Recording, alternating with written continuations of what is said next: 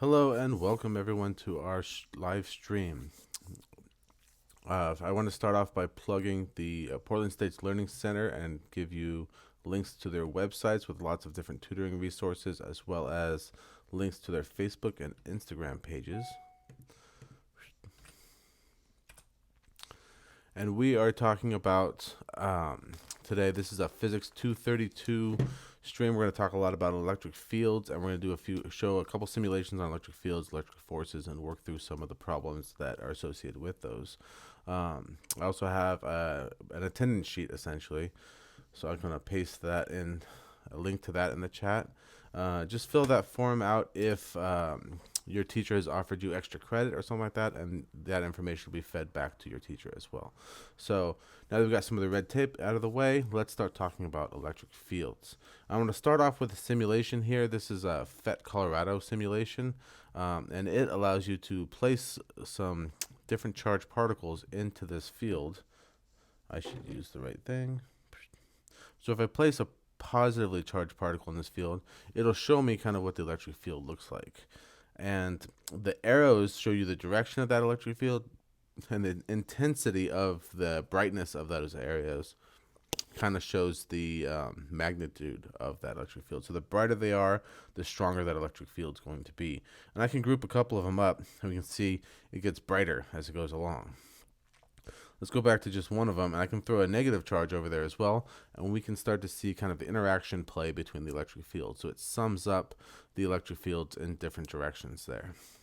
And we can move them around a little bit so we can see how the electric field is changing as we have particles moving. And we can make the positive one stronger than the negative one, and you can see the effect that the positive one has. Obviously, over to the left-hand side, the electric field is able to radiate out a little bit more, but on the negative side, it's much more affected by the charge of the positive electric field because we've essentially doubled the charge there. This simulation also lets you throw this little sensor in here, and you can throw that sensor around, and it shows you kind of like a real strong vector view of how strong that electric field is and how weak it gets, like if you put it back here. So it almost goes to nothing right about here, and you can almost see the arrows start to kind of shoot up from and then down below. It creates a little eddy there where there's like no electric field essentially. And then as you get closer, it gets much stronger. If I did the same thing over here, it gets smaller and smaller, but that's really just based on the distance. We're not actually going to make it disappear anytime soon because this positive charge here is not getting canceled out by that negative one because that negative charge is so much stronger. But it's a fun tool to play with. You can see kind of the effects that the electric field has on the motions around it, basically. And you can add a bunch of different charges in there. You can throw them in different places and really have some weird stuff going on where you start looking at what happens in the interplay between these guys, like where it switches back and forth between here. It's just a really fun tool to do. And it also lets you kind of probe the voltage at a certain point, so you can see the potential voltage energy going at that distance, essentially.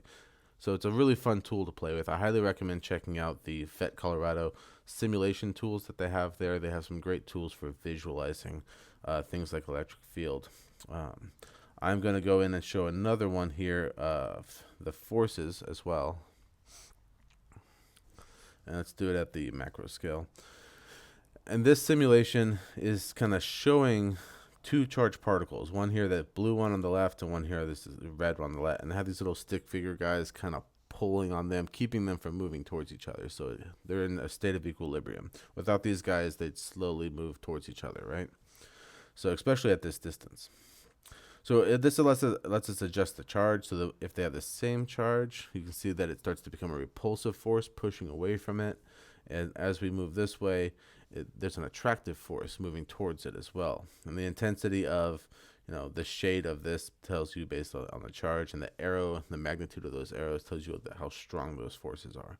And those forces get a lot stronger as you get closer and a lot weaker as you get farther away. So it's just a fun way to kind of understand the relationship between different charged particles based on the distances and the charge of those particles. It can also calculate the forces for you, which is kind of cheating. It's better to do it on your own so you really understand how those calculations work. But it's also a fun way to see kind of like how intense these actually arrows are. It goes from like 300 newtons to 3,000 newtons, 3,600 newtons in a matter of a couple centimeters. So it's really a drastic difference as you start to change the distance of them. If you keep them at the same distance, and we just adjust the charges, so that goes from about 400 down to 0. It'll be 0, and then it goes to negative 400. So you can see kind of the nature of the charges, and that's a range from negative 10 coulombs to 10 coulombs, basically. Or, I'm sorry, those are microcoulombs. So negative 10 microcoulombs to positive 10 microcoulombs. And so it's a really fun tool to play with. I highly recommend playing around with it so you can kind of dynamically see and get to understand the nature of these forces, because it's a very abstract concept. It's hard to picture a charged particle floating in space and then another one exerting a force on it, and we don't see it. It just kind of, we see the effect of it happening. And this gives you a way to kind of visualize things a little bit better. So I really like these types of simulations, and they're just fun to play with. I'm going to switch over here, and we're going to go into some electric fields. And we're going to look at basically some electric fields, and we want to determine basically whether they're drawn correctly. And based on the simulation we just looked at and what you guys have learned in the class, you should be able to now determine which of these electric fields are drawn in the correct magnitude, the correct distribution, and in the correct manner, essentially, and diagnose basically what's right and what's wrong about all of these. So we're going to look at these one by one. Let's start out with letter A.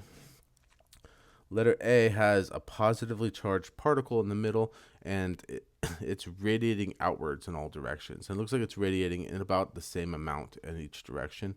And that's correct from what we know. A positively charged particle radiates outwards from the center of its charge, and it creates an electric field going out from it. And it's uniform all the way around it. So I'm going to mark that one as correct. Looking at the negatively charged one, and B, that is also radiating out in all directions around it. It's uniformly distributed around the entire thing, but it's a negative charged particle, and which is radiating outwards. We know that negatively charged particle has an inward direction of the electric field. So this one's not going to be correct. I'm going to mark that wrong, incorrect. Looking at C here, C has a positively charged particle, which is starting to radiate out from the center as well, just like on A, but in this case, it seems to be radiating more from one side than the other. And unless there's anything else around it, the electric field all around that charged particle should be uniformly distributed. So in this case, this one's kind of an asymmetrical lopsided charge to it, or electric field to it. So I'm also going to say that one's incorrect. And if you have any questions about what I'm talking about, feel free to chime in on the chat, and I'm happy to cover them while we're streaming here. Going up to D, that's a positively charged particle. It has a uniform electric field all the way around it, which is good, but it's going inwards instead of going outwards like we would expect it to. So this is going in the wrong direction. So I'm going to say wrong direction. That's incorrect.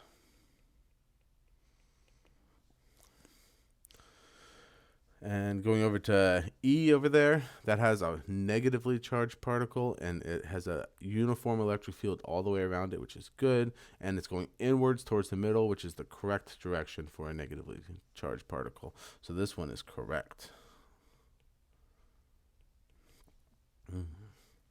This next one, we have two different particles. So there's some funny business going at play. And if we looked at our PhET simulator, let's jump over here real quick, and we can actually see what this should look like by grabbing a positively charged particle and throwing it in there, grabbing another one and throwing it in there as well. And we can't see quite as drastically. Maybe if we threw a bunch of them, can really intensify this effect. Yeah, there we go.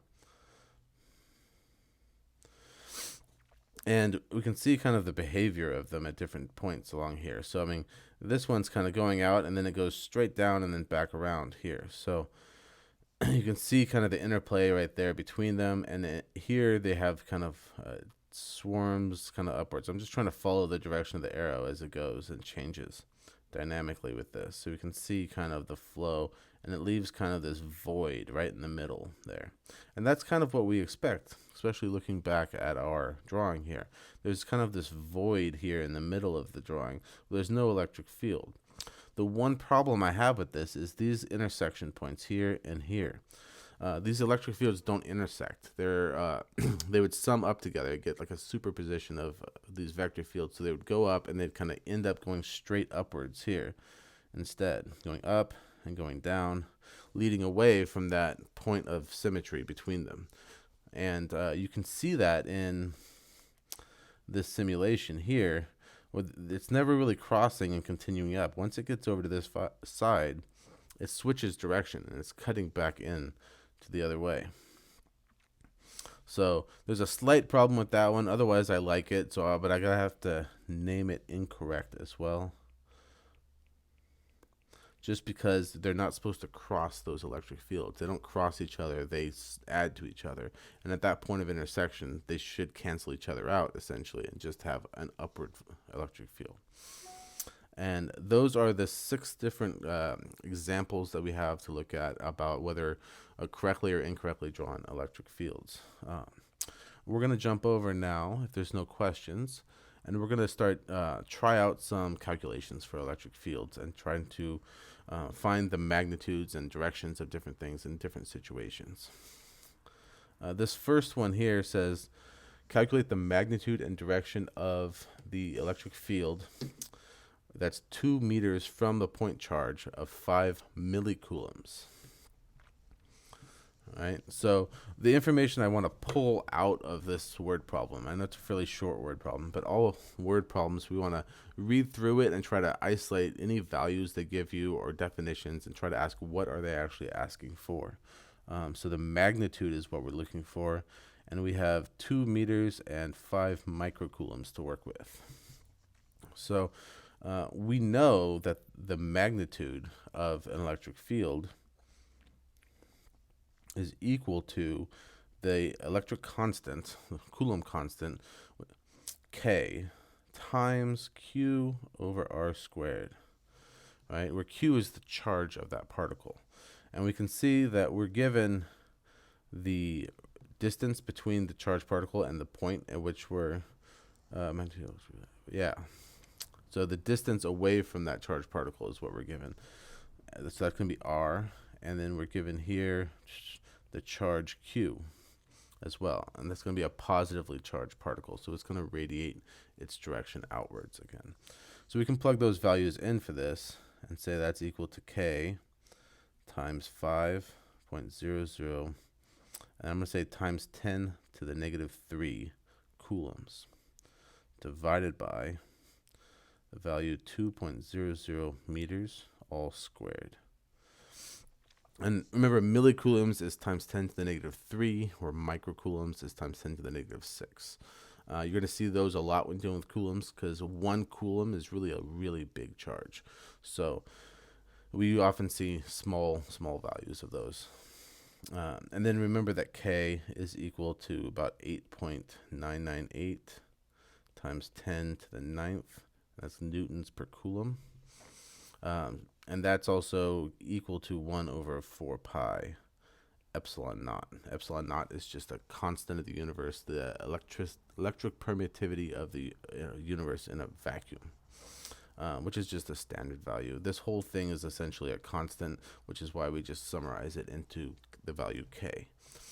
But we can plug this value into our calculator now to find out what that electric magnitude is. So I'm going to switch over to my calculator. Yoink. And shoot. Let's kill that and go in here. And we are going to say 1, where's my 1 divided by, I'm going to just put in 4 pi Go to epsilon naught, and there's the value for epsilon naught there, that 8.54 times 10 to the negative 12, and the units for that is going to be, it's actually farads per meter, so it's a unit of capacitance per meter. Plug that in there, and times, and we said the charge was 5 millicoulombs, 5 times 10 to the negative 3 power in coulombs. And I'm going to put some parentheses around that. Can't forget your parentheses with calculators. They don't act well if you don't have them. And we're going to say that's 2 meters, and it's squared. Okay, so I'm going to double check before I do it. I got K for 1 over 4 pi epsilon naught times 5 to the negative 3 coulombs divided by 2 meters squared. And that equals 1.123 times 10 to the 7th Newton coulombs, newtons per coulomb. So let's write that. That's equal to 1.123 times 10 to the 7 newtons per coulomb. And that's the magnitude of the electric field at that point, or at that distance away from the point. And since it's a positively charged particle, again, it's going to be radiating outwards away from that particle. Let's look at another example. In this one, we want to know what is the magnitude and direction of the electric field that exerts a 2 times 10 to the negative 5th Newton force upwards on a charged particle that's negative 1.75 microcoulombs in charge. So I like to draw pictures out to see what this is, because we know we have a charge here. I'm going to just put this as Q. And there's another charged particle somewhere over here. I'm going to say Q1 and Q2. This one here is going to be my Q1, because that's the one we actually have a value for. I know that there's an electric field leaving Q1, applying a force on Q2. And I know that force, in this case, is equal to this, 2 times 10 to the negative 5th newtons. So that's 2 times 10 to the negative 5th newtons. That's the force of 1 on 2. The magnitude of it. And we know the direction is going to be an upward force. So I know 1 on 2. I said 1 on 2, and I said it backwards. So this should actually be 2 on 1. 2 on 1. And I can draw this as 2. So we know this is applying a force, if I do my free body diagram there, going upwards away from the other one. So I know that Q1 there, this is equal to a negative 1.75 microcoulomb charge. So to find the electric field at that point, that's where we want the magnitude and direction of the electric field. I can say that the magnitude of the electric field is going to be equal to that force, 2(1), divided by Q1, the charge 1. I'm going to take the absolute value of that, and that should equal some value in newtons per coulomb. So plugging in that force, I have 2 times 10 to the negative 5th newtons divided by 1.75 times 10 to the negative 6 coulombs, and that's going to be a negative value. But I'm still going to take the absolute value, because really we're looking for the magnitude there. Jumping back over to my calculator.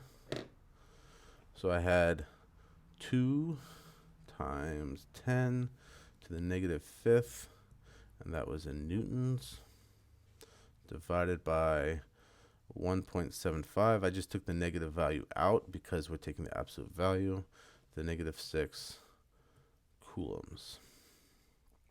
And that is going to equal 11.43 Newton coulombs. So go back here. This is equal to 11.43 Newton coulombs. It seems like a really small value of the electric field, so I'm going to go back and make sure that makes sense. Looking at my force, it's actually a very small force that's being acted on it, right? because most of the electric fields we see have, microcoulombs, and we end up with a force of like 10 newtons or 100 newtons or something to that effect. This time we only have 0.2 micronewtons going onto this charged particle. So it's a really small force on there. So our small electric field makes a lot of sense there.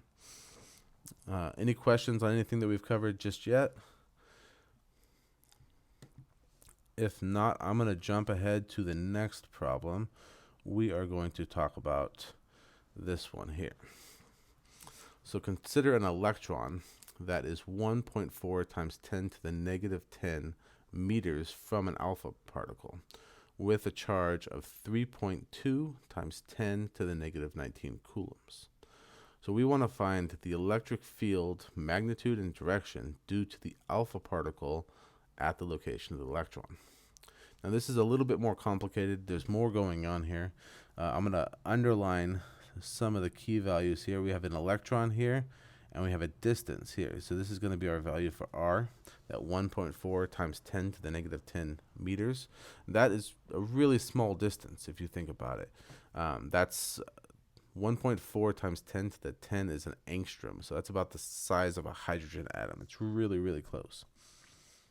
And then we have a charge of 3.2 times 10 to the negative 19 coulombs. So that's going to be the charge of our alpha particle. So I'm going to say that's Q alpha. And over here, I'm going to say this is going to be Q of E, the electron. And the charge of an electron is a standardized charge. It's 1.6 times 10 to the negative 19 coulombs. So I can write that here. Q of E is equal to 1.6 times 10 to the negative 19 coulombs. And electrons are always negatively charged. If you go with the positron has the same charge as an electron, the same mass as an electron, but it's positively charged instead of negative. A proton also has the same charge of an electron, but it's much more massive as well. So I'm going to start to summarize all of our values here. So I'm going to write R 1.4 times 10 to the negative 10 meters. And our charge of the alpha particle is equal to 3.2 times 10 to the negative 19 coulombs. All right, so we're making some progress here. Now we're going to draw out and diagram kind of what's going on here so we can figure it out, so we can visualize kind of what's happening. I know I have an electron. I'm going to put it over here. I know there's an alpha particle, right? I'm going to put that over here. I know the alpha particle is positively charged. All right, I know we're looking at the magnitude of the electric field between them, right? So the electric field going out of the alpha particle is going to go outwards in all directions.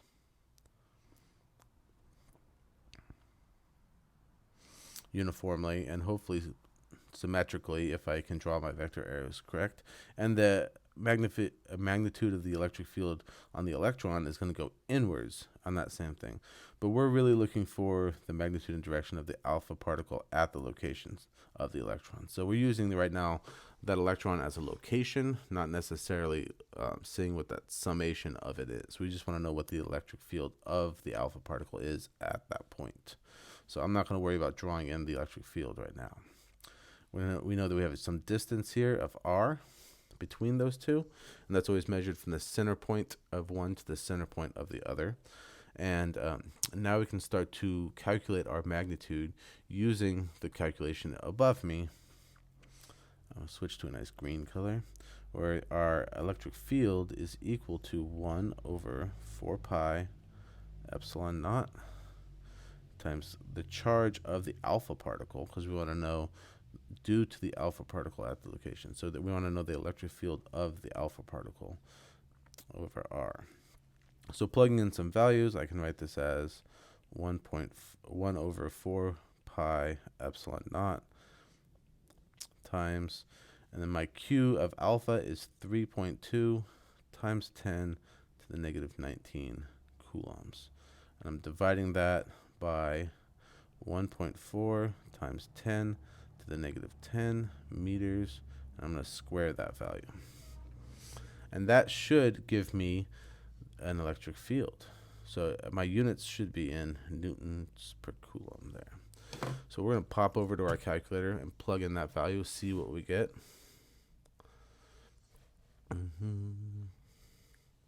So we got 1 over 4 pi, and then plug in epsilon naught times, and our value of the alpha particle is 3.2 times 10 to the power of negative 19, and it was in coulombs. And we're going to divide that by 1.4 times 10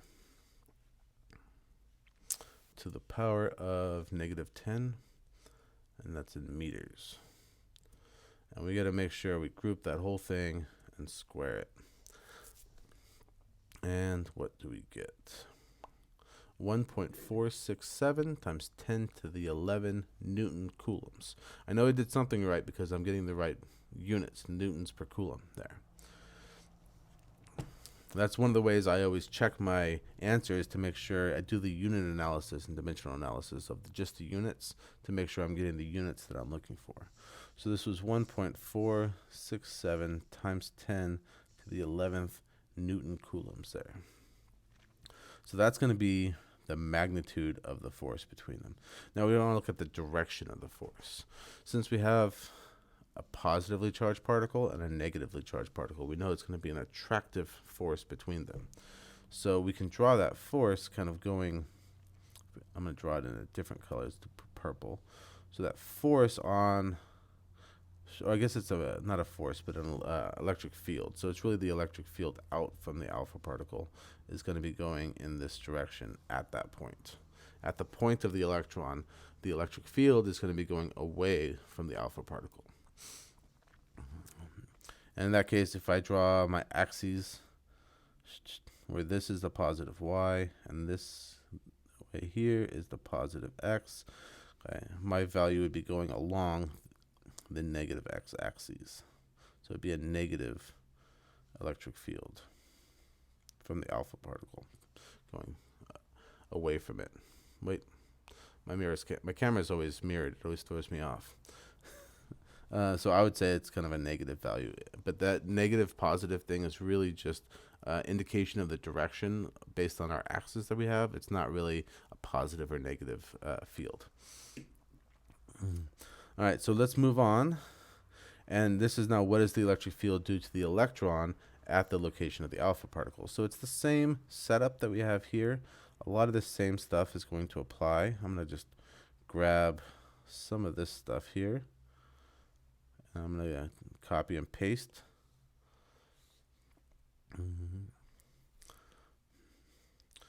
But now we're looking at the electric field due to the electron here, as opposed to the alpha particle at the point of the alpha particle. So we don't need the electric fields coming from the alpha particle anymore. We need the electric fields coming from the electron. So since the electron is negatively charged, we're going to be going inwards at all points. And it should be uniformly, it's easier to say than to draw. So it's a uniform electric field, all going inwards to that same point on all sides. And so that's going to be like the direction at all things. And then we want to calculate the electric field at that point. So the same equation we had, the electric field is equal, magnitude of electric field, equal to K, I'll use 1 over 4 pi epsilon naught, which that's equal to K. I go back and forth between using one or the other. I like this, but also that's known as K because everything here is a constant. And this is equal to about 8.998 times 10 to the 9th Newton meters squared over Coulomb squared. So that's a good number to memorize. It's easier to type into your calculator sometimes than trying to type all of this in. And then we can multiply that by our charge. In this case, we want the charge of the electron, which is negative 1.6 times 10 to the negative 19 coulombs. We're going to divide that by our distance, 1.4 times 10 to the negative 10 meters, and that distance is going to be squared. And then we can find the magnitude of the electric field from the electron at the point of the alpha particle. So going back to our calculator, since we've just calculated that same distance, I can even paste that top one in there and just rewrite this top line here as I'm going to make it positive 1.6 because we're worried about the magnitude of it, times 10 to the negative 19 coulombs, and we get 7.336, say 7.337 times 10 to the 10th power. 7.337 times 10 to the 10th power, and that's in newtons per coulomb. So that's going to be the magnitude of the electric field at that point. The direction of it is going to be inwards because it's a negatively charged electron, right? No matter what the charge is at that point, the electric field from the electron is going to be inwards, right? Once we actually take into account the summation of all the electric fields, it might change. If like you had a negatively charged particle here as well, then those are going to repulse away, kind of like what we had in the previous example or earlier example. So one thing I want to do here is compare the charges, the electric fields that we have between those. In this case, we have 7.337 times 10 to the 10th power in Newton coulombs. And really, it's the order of magnitude I'm looking at. The 10 to the 10th power versus what we had at the alpha particle, which is 10 to the 11th power. So it's a little bit stronger here with the alpha particle than it is with the electron. And that's important because the alpha particle has a larger charge to it, right? The charge of the alpha particle we see up here is 3.2 times 10 to the 19th. The charge of an electron is 1.6 times 10 to the 19th. So the magnitude of charge between those two, the alpha particle is actually double the strength, and we can see in the value of the electric field between those, it's actually double the magnitude of the electric field. So the alpha particle has twice as big of an electric field as the electron does. If you took this number and doubled it, you'd get the value for that. And that's because of that charge difference right there. So then the question is, what is the magnitude of the electric force on the electron? Well, the electric force on the electron, we have an equation to calculate that electric force, right? The force, the magnitude of force is equal to K, say Q of the electron, Q of the alpha particle, divided by the distance between them squared, right? That's how we can calculate the magnitude of that force. But there's a slightly easier way to do it now that we've gone through all the work of calculating these electrons, or these electric fields. So we want to know the electric force on the electron. Well, if we took the electric field of the alpha particle, we know that's equal to a force of, say, the alpha particle on the electron divided by the charge of the electron, right?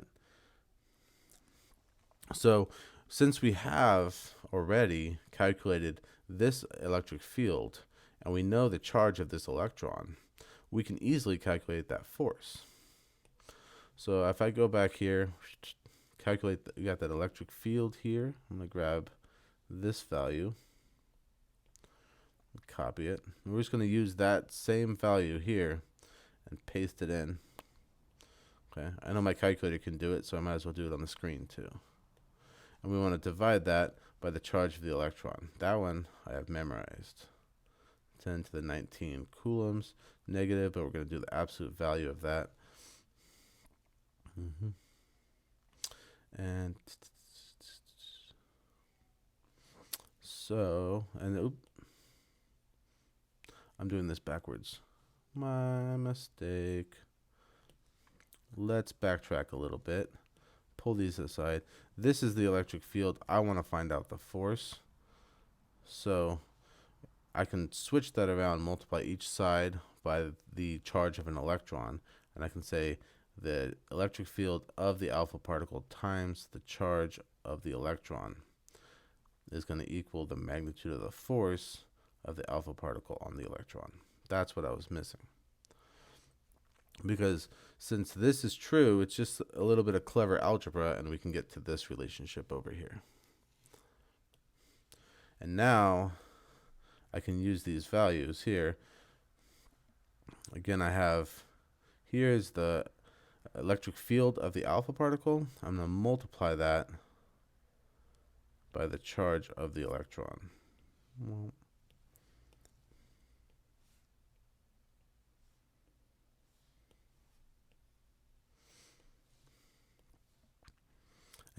and what made me catch that was I was looking at the units, and I saw I was going to end up with newtons over coulomb squared, and I told myself that's not the unit for a force. The unit for a force is newtons. So now we can see our units cancel out just right, and we get newtons over here. So flipping back to calculator, I'm just going to go up and grab the value that we got for that. That was the electric force of the alpha particle. We're going to multiply that by 1.6 times 10 to the power of negative 19, and that is in coulombs. And we get 2.348 times 10 to the negative 8 newtons. So that was 2.348 times 10 to the negative 8 newtons. So that is going to be the magnitude of force that the alpha particle has on the electron itself. The direction of that force is going to be, of course, attractive, because the electron is a negatively charged particle, the alpha particle is a positively charged particle, so they're going to be moving towards each other.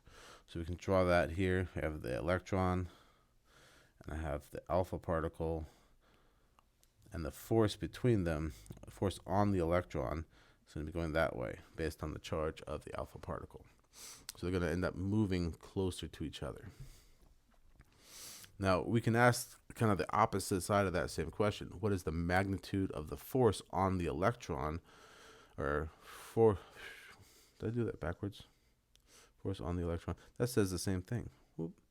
I'm going to change that to the alpha particle.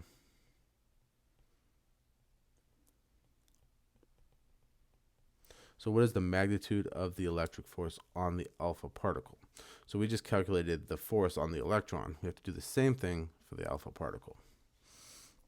So using that same mentality, because we have the electric field of the electron, and we know that that's going to be equal to the force of the electron on the alpha particle divided by the charge of the alpha particle. Since we want to calculate that force, we can say that the electric field of the electron times the charge of the alpha particle is equal to the force, the magnitude of force of the electric field on the alpha particle. Now we have all of those values still. The electric field, I believe, was 7.337 times 10 to the 10th Newton Coulomb. Is that right? That one I remember. All right. And we can multiply that. I'll use parentheses. I like parentheses. Times the charge of the alpha particle, which is 3.2 times 10 to the negative 19 coulombs. And we know I did this right because my units cancel, and it gives me newtons at the end of the day. So now we can just plug that into our calculator. And again, grabbing the value we calculated earlier saves us some time. And we're going to multiply that by 3.2 times 10 to the power of negative 19 coulombs. and we get 2.348 times 10 to the negative 8. Notice those are the same forces between those two. It's because Newton's third law says that all forces have an equal and opposite force.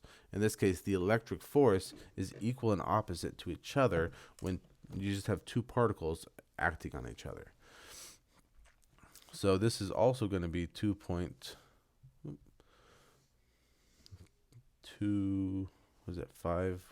No, I forgot. It's right over here. 2.348. 2.348 times 10 to the negative 8 newtons. So they have the same magnitude. The direction is different, where one of them, the force on the electron would be going towards the alpha particle, towards the positive x-axis. The force of the alpha part, or the electron on the alpha particle, is going to go the opposite way. So this one, the force is going to go that way, because that force is being applied as attractive. So they're kind of pulling towards each other in that sense. So that's that equal and opposite motion that satisfies Newton's third law. And that is the end of that one, I believe. Any questions, comments on electric forces, electric fields, and really the interaction between those is probably the most important part. I really like to emphasize the idea that if an electric field divided by the charge is equal to the force, and just the way you can kind of switch back and forth on based on the equation that's above my head there, the only difference is that charge in there. And I think it's really cool. What's really another interesting fact is if you have we have a force, for example, which is equal to the electric field times Q, right? If I divide that, well, that's also going to be equal to the mass times acceleration of that particle. So it's a way that we can determine the acceleration just by dividing each side by mass, canceling those. And then we can say that this is equal to the acceleration. So the electric field of something divided by or multiplied by the charge of a particle traveling through that electric field or in that electric field divided by that particle's mass will give you the acceleration that a particle feels from the electric field itself. It's really a cool concept. But let's continue on here. The next one I have is this this arrangement of charges here. So there's 5 charges ultimately here. 4 of them are at the corner of a square grid. The 5th one is right in the center of that. And we want to determine the direction of the force on that center charge. Here I've written in some charges for all of those, and they're all at 6 microcoulombs. They're all positively charged particles. And we can draw a free body diagram on them. So looking at, starting at, I'm going to call this one 1, this one 2, this one 3, 4, and 5. And if we look at the force of particle 1 on 5, we can see that I didn't label the middle one, did I? I think that one, let me find my notes real quick on that. Yeah, that one is going to be 2.4 microcoulombs, and that's going to be positively charged as well. So because we're looking at the free body diagram of just that center charge, we can see that it's going to have a repulsive force from 1 to 5. So I mean, force 1 to 5 is going to be repulsive, pushing just opposite it that way. Force 2 on 5 is going to be pushing, is also positive. So they're all going to be a repulsive force, kind of pushing away from that. If I go to force 3 on 5, that's going to be a repulsive force pushing away from that. And force 4 on 5 is also going to be a repulsive force pushing away. And these are all the same charged particles. They're all 6 microcoulombs pushing on a 2.4 microcoulomb charge. So they're going to be pushing in equal and opposite directions. And ultimately, this and this are going to cancel each other out because they're pushing equal but opposite directions. This and this is going to cancel out, so they're pushing in equal and opposite directions. So if we wanted to determine the direction and force on that center charge, the net force is really equal to 0. There's no force in there when it's all said and done because we have this symmetry going around the entire square. They're all equal distance away from each other, they're all equal charges, and they all have repulsive forces canceling out the force from the others. So that one wasn't too bad. What if we change a couple of them up? So now I've just made the bottom two negative, and that center one is still a positive microcoulomb there. So how would that change the forces on there? Well, let's start the same way. I'm going to have 1, do red, 1, 2, 3, and 4. And the middle one here is 5. So here, if I have the force of 1 on 5 here, and I draw that free body diagram, it's still a positive charge, so it's still going to be a repulsive force going this way. Looking at force 2 on 5, that is still also a positive charge, so it's going to be a repulsive force going that way. Looking at force 3 on 5, now that's a negative charge now, so it's going to be an attractive force because that negative charge and the positive charge in the middle are going to be attractive, and since they're the same magnitude as the other one, I'm just going to draw another line right next to that. So we're kind of doubling up the magnitude of that force in that direction. And really, they're going to add, just like you add all vectors, tail to tip. It's grabbing my image too. Let's turn that off. Tail to tip, like this. So they're going to double up that magnitude down that way. Looking at the force 4 to 5. It's the same idea. They're going to be an attractive force. We have a negatively charged particle against that center positively charged particle. So it's also going to be going down this way. And when we sum up those vectors, we're going to see they're going to expand out that way a little bit. And now if we broke all those into our component vectors, let's get a nice color that maybe you could see. So each of these vectors is going to be going out this way and this way, kind of a little bit, or I guess each of these two vectors, the force of 1 on 5 and the force on 4 of 5, we can break up into basically a summation of component vectors here and here. We can do a similar thing with the forces 2 on 5 and force 3 on 5. These two over in this area, breaking down their component forces. I'm going to put those in purple, going this way, and that's a summation of two different x components essentially. And there's going to be another one going down this way. That's also the summation of both of those two forces going down that way. Now in this situation, now we're going to have the x components are going to cancel out because we have the same magnitude in the negative x as we have in the positive x. So when we add those forces together, the net force on that point in the x direction is going to be 0. But the net force in the y direction is going to be doubled. See, I mean, really, it's 4 times as big. I missed my tail. Arrowhead can stay there. It's really 4 times as big as would be the force in that direction of just one of those particles on that center. So when we calculate these, because we have some values here, we're going to have to calculate that magnitude. We can simplify our lives by, instead of calculating it 4 times over and adding them together, if we notice that symmetry and everything, we can just calculate it once, multiply it times 4. So let's give that a shot. So we're going to calculate the magnitude of the force on that charge Q, given that, and this gives us the distance, which is another important thing. It's 10 centimeters on each side. So the distance, I'm going to say between here, is a total of 10 centimeters. So I'm going to draw.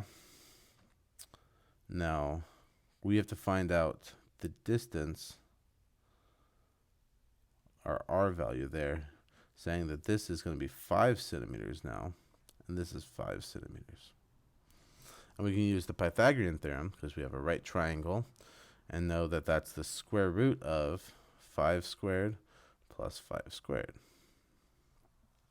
And there's different ways to do this math. The easy way is to just 5 squared is 25 plus 25 is 50. The square root of 50 is in there. You plug that into your calculator. If you wanted to be a little bit more fancy with it, we can see that 50 is equal to the square root of 2 times 25. Right? And 25 is a perfect square. As we know, it's 5 squared. So I can actually pull that out of the radical there and say it's 5 square root 2. And that's a little easier to write, in my opinion, and it's an exact answer. I like exact answers. So that's going to equal our radius, is 5 square root 2. And we know that it has an angle of 45 degrees on each of them. I don't think we need to use that here, though. Oh, maybe for the forces. So we want to now calculate that force, right? So the force of one of those particles in the y direction, I put a 4 instead of an f. Force of the electric force in the y direction of one of those is going to be equal to K, QQ, Q1, Q2. I'm going to say Q1, Q5. I'm going to use just the force here, this force, 1 to 5 to start out with, divided by the distance between them squared, okay, times cosine of 45. I'm doing that cosine of 45 degrees because all I want is that j component of it, that y component of the force in this case. I know all the x components are going to cancel out. I'm not worried about the x components, but the magnitude of that force in just the y direction is going to give me the force that I'm looking for. And since we have 4 of those, 1, 2, 3, 4, 1 from each of those charges, I can multiply this whole value here by 4 to get the magnitude of that charge. Okay, and then I can say this is not just the force electric, but the net force in that y direction. We're adding up all 4 of those forces going downwards. And so grabbing Q1 and Q5, we know that the value of Q5 is equal to 2.4 microcoulombs. We know that the charge of Q, was it 1, is equal to 6 microcoulombs. And since we're doing, in this case, the absolute value of them, because we're not worried about the direction right now, we're worried about the magnitude of them. I don't have to worry that this one's positive, this one's negative, or anything like that. And we can plug those values in.